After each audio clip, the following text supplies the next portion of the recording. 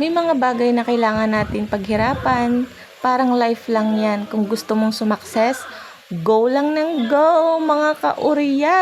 Kaya ayan, good morning sa inyo. Nag-walking nga pala kami ngayong umaga dahil nagyakag ang aking husband na mag-walking daw kami dahil ang ganda ng umaga ngayon. So ayan, tuntua si Sandria dahil ang tagal namin hindi nakapasyal dito sa aming bypass road, dito sa aming lugar. So ayan nga po pala, shout out sa aking stalker. Nandito kami, sumunod ka na, Charis.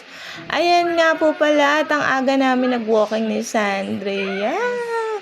Ayan, happy ngayon ang aking alaga dahil ayan, ang daming taong nagwo-walking dito ngayon. Bata, matanda, mga aso, dala nila talaga para mag-walking.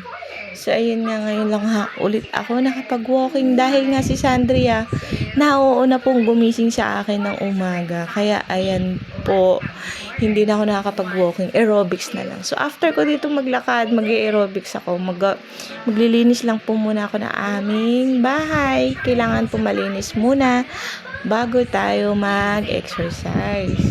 So ayan, happy po kami ngayon dito dahil nag-enjoy kami. Ang ganda po ng panahon at ayan po yung mga doggy, tignan. Sana all naka-stroller, Charis. Ayan. Ang ganda talaga ng panahon ngayon, kaya ang sarap mag-walking. So yun lang mga kaorya, magbakas na kayo dyan sa baba at sumuporta. Sipag is the key, kaya ano pang hinahantay nyo? Let's go and grow. Bye! Have a nice day everyone. Mwah.